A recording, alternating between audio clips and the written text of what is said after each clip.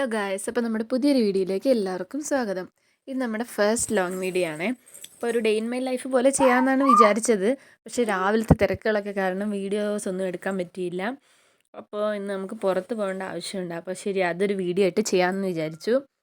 രാവിലെ ഒരു 11:30 തൊട്ട് വൈകിട്ട് 5:30-6 മണി വരെയുള്ള പരിപാടികളൊക്കെയാണ് അപ്പോൾ നമ്മൾ വീഡിയോയിൽ കാണിക്കുന്നത്. അപ്പോൾ ചേട്ടന് ബാങ്കിൽ പോകേണ്ട ആവശ്യമുണ്ട്. അപ്പോൾ ഇന്നലെ സൺഡേ ആയതുകൊണ്ട് ഇന്ന് ലീവ് എടുത്താണ് ബാങ്കിൽ പോകാൻ വേണ്ടിയിട്ട്. അപ്പോൾ അത് കഴിഞ്ഞ് നമുക്ക് പ്രത്യേകിച്ച് പരിപാടിയൊന്നുമില്ല. അപ്പോൾ ജസ്റ്റ് ഇന്ന് കറങ്ങിയിട്ട് വരാമെന്ന് വിചാരിച്ചു. അപ്പോൾ നമ്മൾ ടൗണിലെത്തിയിട്ടുണ്ട്. ഇതാണ് നമ്മുടെ ടൗൺ കേട്ടോ, വണ്ടിപ്പെരിയാർ ടൗണ്. അപ്പോൾ ഇവിടെ നമ്മൾ അച്ഛനൊരു കട നടത്തുന്നുണ്ട്. ചേട്ടൻ ആരെയോ കാണാനുണ്ടെന്ന് പറഞ്ഞിട്ട് പോവുകയാണ്. അപ്പോൾ ഞങ്ങൾ കുറച്ച് നേരം കടയിലിരിക്കാമെന്ന് വിചാരിച്ച് ഇങ്ങോട്ട് വന്നതാണ്. കുറച്ച് നേരം ബോറടിച്ചിരുന്നപ്പോഴത്തേക്ക് ഇതേ ആൾ വന്നിട്ടുണ്ട്. അപ്പോൾ ഞങ്ങൾ അവിടെ നിന്ന് ഇറങ്ങി ഇതേ കാറിൽ കയറാൻ വേണ്ടി പോവുകയാണ്.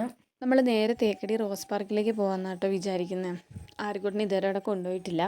അപ്പോൾ അങ്ങനെ ഇറങ്ങിയതാണ്. ആര്യക്കുട്ടനെ രാവിലെ റെഡിയാക്കിയിട്ട് അങ്ങനെ കിടത്തി ഉറക്കിയതാണ്. അപ്പോൾ വരാൻ നേരത്ത് ഉറക്കത്തിൽ നിന്ന് എടുത്തുകൊണ്ട് വന്നുകൊണ്ടാണ് അവനിങ്ങനെ ക്ഷീണമായിട്ടിരിക്കുന്നത് കേട്ടോ. പോകുന്ന വഴിക്ക് ഇതേ ബാങ്ക് എത്തിയിട്ടുണ്ട്. അപ്പോൾ ചേട്ടൻ ബാങ്കിലേക്ക് പോയി. ഞങ്ങൾ കാറിൽ തന്നെ ഇരുന്നു കേട്ടോ. പുറത്തേക്ക് ഇറങ്ങിയില്ല.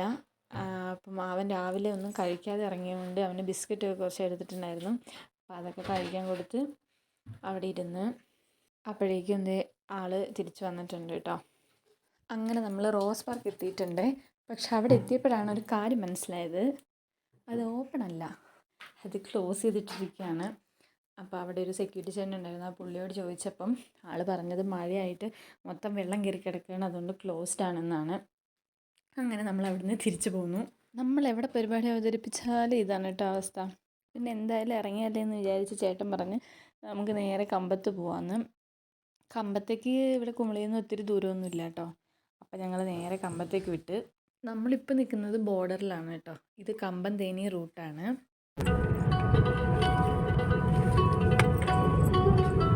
ഈ വഴിയിലൂടെ പോകുമ്പോൾ കാണാൻ നല്ല രസമാണ് കേട്ടോ. ചുറ്റും മരങ്ങളും വെള്ളച്ചാട്ടമൊക്കെ ആയിട്ട് നല്ലൊരു അറ്റ്മോസ്ഫിയറാണ്.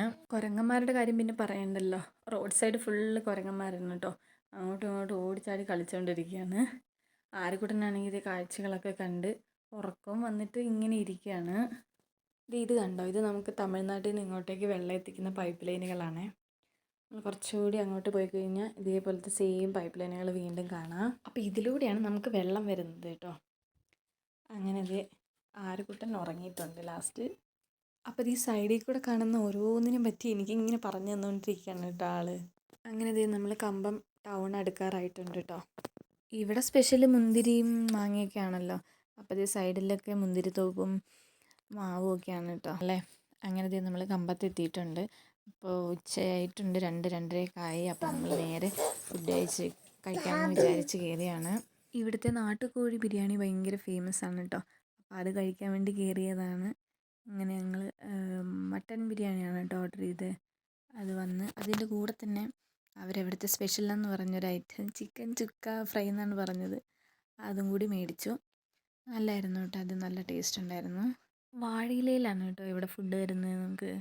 അങ്ങനെ നമ്മൾ ഫുഡൊക്കെ കഴിച്ചിറങ്ങി. ഈ റെസ്റ്റോറൻറ്റിൻ്റെ ഫ്രണ്ടിൽ തന്നെ അവർ പിള്ളേരെയൊക്കെ കളിക്കാൻ വേണ്ടിയിട്ട് സ്വിങ്ങും കാര്യങ്ങളൊക്കെ ആയിട്ട് സെറ്റ് ചെയ്ത് വെച്ചിട്ടുണ്ട് കേട്ടോ. അപ്പോൾ ആര്യക്കുട്ടനെയും കൊണ്ട് കുറച്ച് നേരം അവിടെയൊക്കെ കയറി കളിച്ച് അതിനുശേഷം നമ്മൾ തിരിച്ചു പോവുകയാണ് കേട്ടോ. നേരെ വീട്ടിലേക്കാണ്, ഇനി വേറെ എവിടെയും പോകാനില്ല.